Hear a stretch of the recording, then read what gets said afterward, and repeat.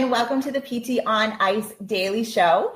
My name is Christina Previtt. I am one of the lead faculty for the geriatric division of the ICE family. Hello.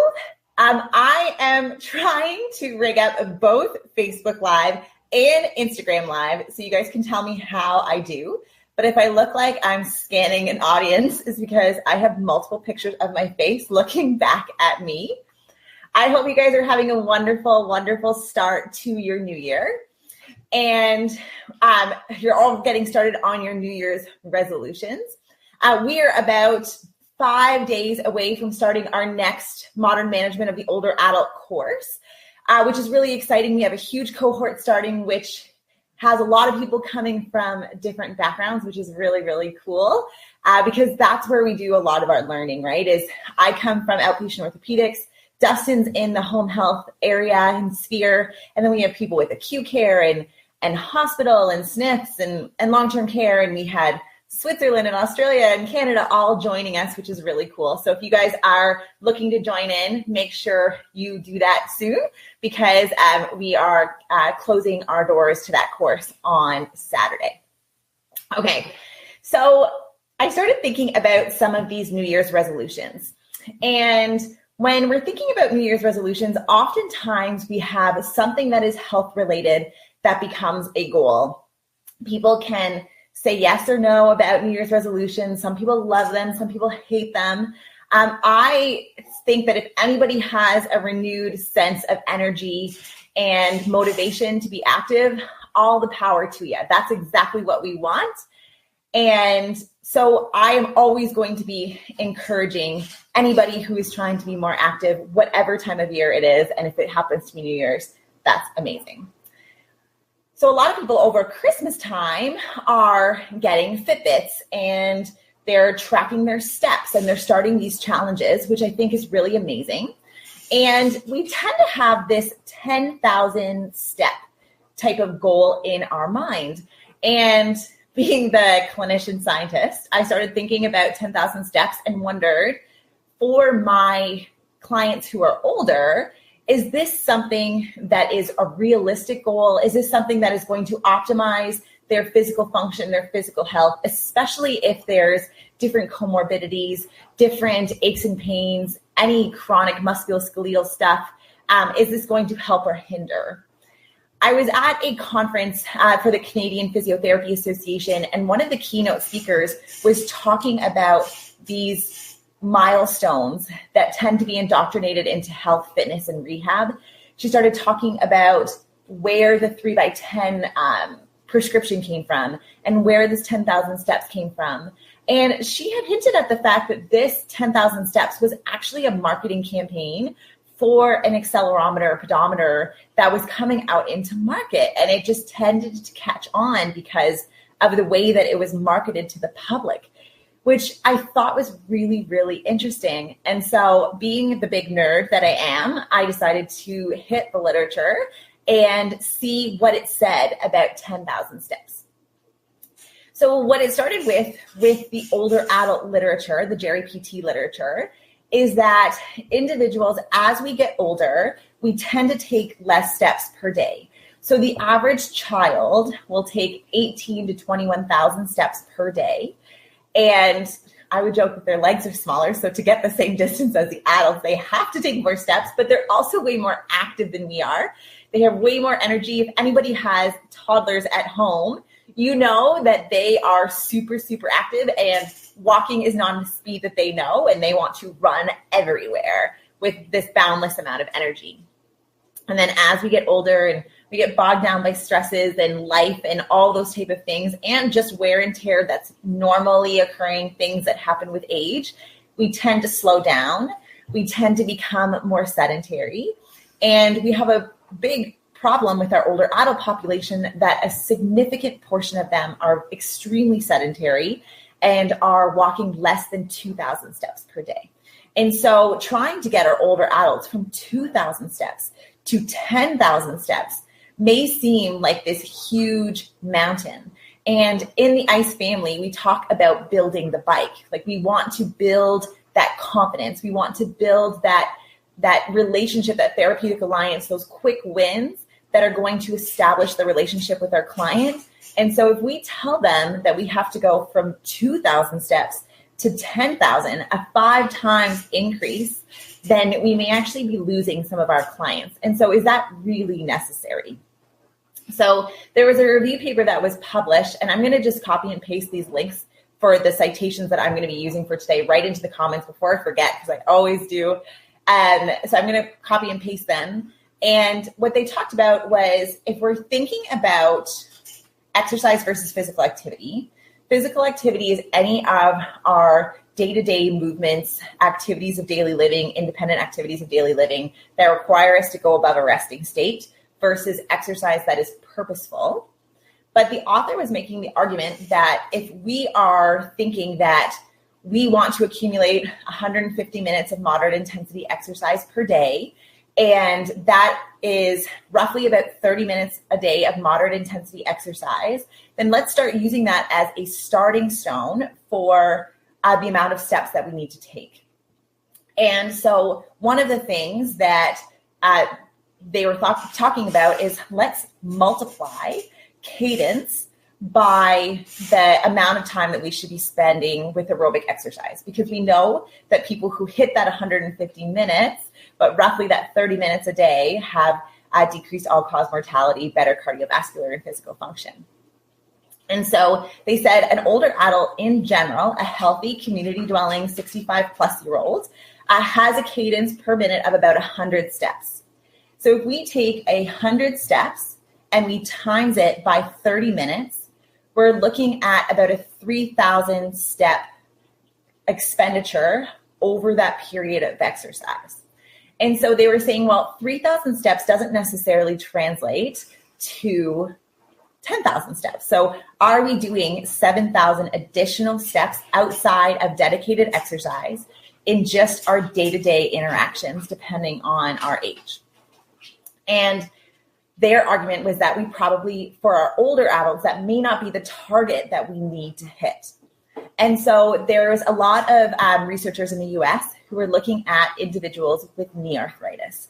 And so if anyone has treated anyone with very chronic osteoarthritis in the knee, or somebody who has gone through a joint replacement, we know that walking can be extremely painful. And if we're trying to get them to reach this 10,000 steps, then they may be in an extreme amount of pain at night. They probably aren't sleeping very well because they're overdoing it and overexerting during the day. And so what they did is they took a longitudinal study that had an accelerometer, pedometer component to this study. And they said, at what point do we start seeing a decline in risk? And they started stratifying this risk factors. And then they did an optimization, which is really nerdy and scientific. But the point is, they had the under 2,500, which was their control group, which is more of a sedentary group, saying that they were at a very low level of activity and should probably be boosting. And then they went 25 to 5,000, 5,000 to 7,499, 7,499 to 10,000, and 10,000 plus. And what they saw was after in that 5,000 to 7,499 range, there was an optimization of improvement in physical function for individuals with knee arthritis. And this was also replicated in individuals with different physical disabilities. And so they were saying that probably the sweet spot is somewhere between 5,000 and 7,499 for individuals who are older and who have different health conditions going on. This may be a more realistic target, and individuals who are over this amount are less likely to have physical decline and physical disability 2 years down the road. So it was predictive of a decline in physical or a reduction in decline of physical function, that double negative. So people were less likely to decline if they were in that zone. And so then they took these individuals and said, okay, well, where's the sweet spot? Where do we optimize how sensitive this measure was? And they said that it was probably around that 6,000 mark. So right kind of in the middle of that strata, we were saying, okay, maybe it's not a 10,000 marker, maybe it's a 6,000 marker. So let's try and get our individuals to 6,000. So if I have an individual that's at 3,000 and I'm trying to get them up to 6,000 instead of 10,000, I may be able to boost a little bit more of my therapeutic alliance, say, let's just start there. They saw that people who walked more than that had additional benefits, but it wasn't the same exponential increase that we were seeing as it kind of hit more of that plateau around 6,000.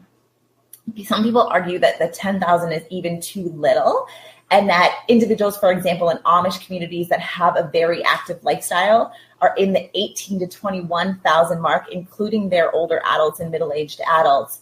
But for some of my clients, that's just not a very realistic expectation for me to have for them, because if I try and get them to go at that increase in step count per day, then I might lose them, or they may be so flared up. Because a little caveat that I had with this, I had a client of mine with a hip replacement who was seeing me for physio. I had discharged her. I hadn't seen her in a while. And she would ambulate with a cane or a walker for long distances. But other than that, she was fairly independent. She was very strong. We transitioned her to working with a personal trainer. She was very active. She got a Fitbit for Christmas, and she had heard that the 10,000 steps was what she needed to accomplish in order to hit the required amount of activity for the day.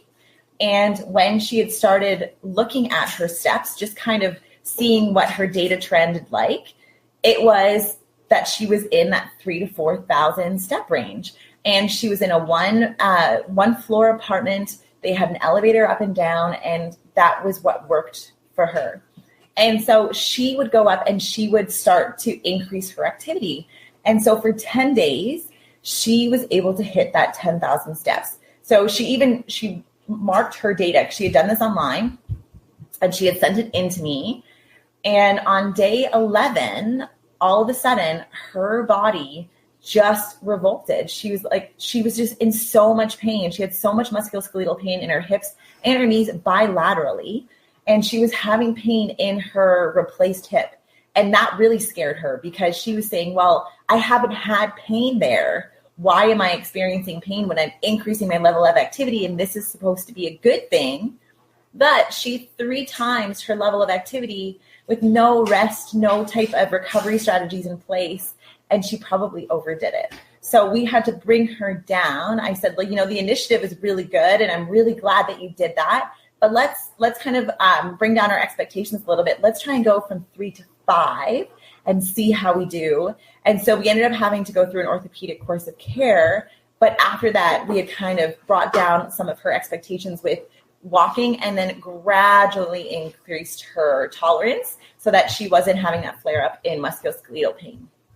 And so something to consider, we kind of think about that 10,000 steps. And I know that sometimes with my busy PhD days, I'm spending a lot of time being sedentary, and I stress about the 10,000 steps, and I don't have any sort of neurological disability. I'm not experiencing Parkinson's, stroke, any sort of chronic degenerative condition like arthritis, osteoporosis, or anything else that may be leading to fatigue, rheumatological conditions that may act as a significant barrier for activity, and something that we need to consider when we're prescribing this type of prescription.